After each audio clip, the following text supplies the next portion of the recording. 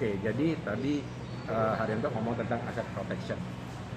Gue nambahin dikit, itu bener banget. Jadi ya gimana orang udah kerja susah-susah terus harus ya namanya jual aset atau misalnya kelas tabungan, ya kan. Contohnya bokap gue kan dokter, onkologi ahli kanker darah. Dia tuh selalu ngomong, kalau ngomong penyakit itu bukan ngomong penyakitnya, kayak lu bayangin aja deh, orang masuk rumah sakit dikunjungin orang kagak nanya itu ditusuk jarum sakit nggak ya. Orang pasti nanyanya, gila kayak begini udah seminggu di ICU habis berapa ya. Nah itu ngomongnya masalah duit.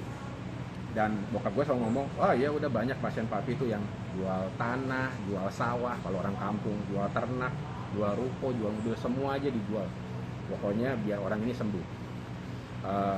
Anyway, jadi gue cuma mau nambahin bahwa supaya aset itu tidak habis, sebenarnya kita protect juga itu adalah income. Karena income itu kalau nggak ada, ya aset itu yang dipakai, yang tadi kayak Haryanto bilang. Lu berapa lama toh jadi BP, dari BI ke BP? Kemarin itu dari BI ke BP itu dalam waktu 3 bulan. Ya, puji Tuhan saya bisa tutup lumayan case untuk mencapai posisi BP. Karena awalnya saya mikir itu, wah orang sudah punya polis, orang nganggap ini saya nggak usah deh, nggak bisa jualan lah, orang sudah punya polis. Ternyata itu sebenarnya mereka itu sudah punya polis, tetapi nggak cukup. Di situ tugas kita buat edukasi orang itu bukan ngajarin, bukan apa, tapi lebih ke proteksi atau mereka bisa dapat lebih besar dengan premi yang sama, atau kalau kurang ya tambahin. Jadi kalau misalnya tadi Jimmy bilang jual aset, jual apa, itu kalau terjual. Untuk kondisi sekarang belum tentu orang bisa jual. Betul. Iya kan? Jadi dengan adanya COVID ini memang waktu kita sangat pas untuk edukasi ke teman-teman kita bahwa mereka harus punya proteksi yang cukup.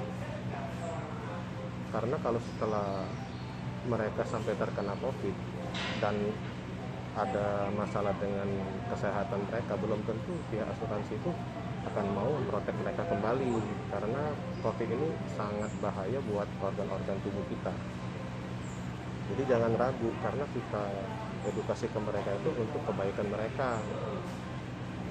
Ya lebih cenderung ya proteksi lah gitu. Kalau gue boleh nambahin tuh, sebenarnya kita tuh punya privilege, jadi kayak hak istimewa lah. Gue bersyukurnya di profesi ini, karena kenapa gue jalanin full, karena sebenarnya kita tuh nolong orang. Gue ambil contoh paling gampang, sepupu gue meninggal 2 bulan lalu. Tahun lalu tuh gue mau tawarin, gue mau ketemu, dia nggak mau karena risih lah sama agen asuransi.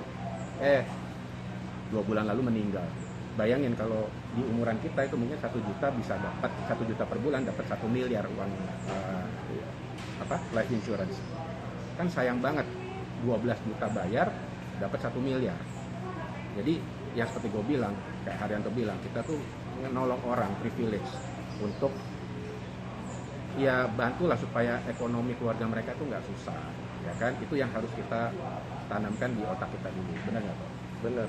Jadi masalah kalau teman-teman belum terlalu nguasain produk, belum terlalu pede, itu nggak apa-apa, tapi yang penting tuh niat dulu, jelasin bahwa kita emang kerja di bidang ini tuh buat membantu mereka itu yang agar punya proteksi yang bagus.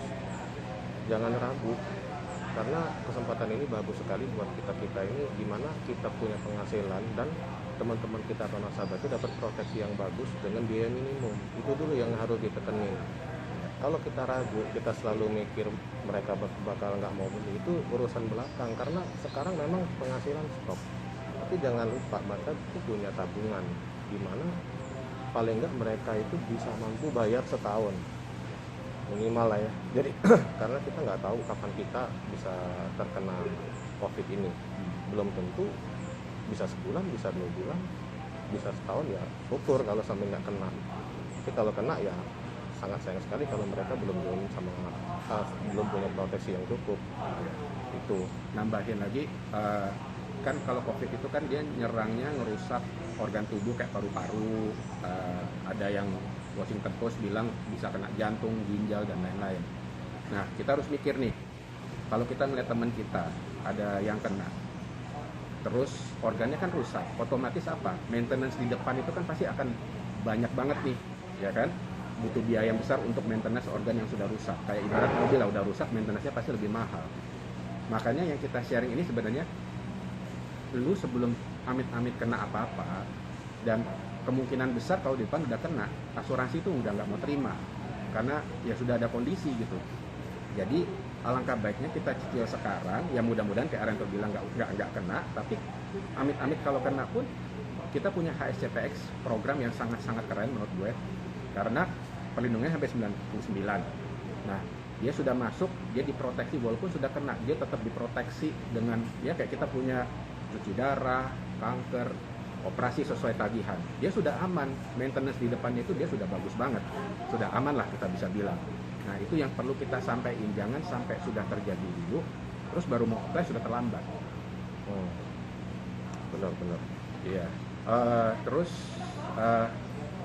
waktu itu tapi lu kan 3 bulan, tapi efisiennya sebenarnya kita sekitar 2-3 mingguan lah ya. Nah, lu ngerasanya gimana setelah ngejalan ini? Mungkin sekitar setengah tahunan itu ada income yang signifikan, yang maksudnya efeknya dulu rasanya apa? Ya, otomatis kan orang kalau bekerja itu pengennya dapat penghasilan. Jadi penghasilan itu untungnya di bisnis network ini, semakin banyak kita closing itu penghasilan kita akan terlalu bertambah, dan itu akan berjalan selama minimal 2 tahun. Beda seperti orang jual mobil, tiap selesai jual mobil ya udah selesai, nggak ada penghasilan lagi, harus cari mobil yang lain lagi kan untuk nasabah-nasabah yang lain. Apalagi kita sekarang ini memang orang itu sangat butuh itu konsultasi mengenai proteksi mereka. Ya, dalam artian memang tugas kita itu ngejelasin bahwa mereka sebenarnya bisa dapat lebih banyak dengan premi yang sama. Jadi jangan ragu untuk prospek ke kenalan kita, karena sayang kalau mereka sampai kena, otomatis kedepannya mungkin nggak bisa diterima lagi. Jadi kita memang tujuannya itu memang pakailah kesempatan ini, kita kerja di bidang ini, pergunakanlah pengetahuan kita, jadi mereka juga terbantu. Nggak cuma kita dapat closingan, tapi mereka dapat bantuan, otomatis keluarganya juga terbantu gitu. Kalau ya gue selalu bawa bokap gue, karena kadang kan orang nggak percaya agen asuransi nih, jadi gue selalu nanya bokap gue sebagai dokter pendapat dia seperti apa. Gue pernah nanya sih sama bokap gue, Pak, kenapa ya orang nggak mau beli asuransi yang cukup gitu. Dia bilangnya gini, Jim, kalau orang bisa ngeramal, orang mah pasti beli asuransi. Lu bayangin, dia dokter, dia udah ngeliat sisi yang kita nggak lihat. Dia sampai bisa ngomong kalau orang bisa ngeramal, orang pasti beli asuransi. Berarti kan dia udah, ya ini barang pasti kepake gitu loh. Itu yang perlu kita tekenin ke nasabah sih sebenarnya.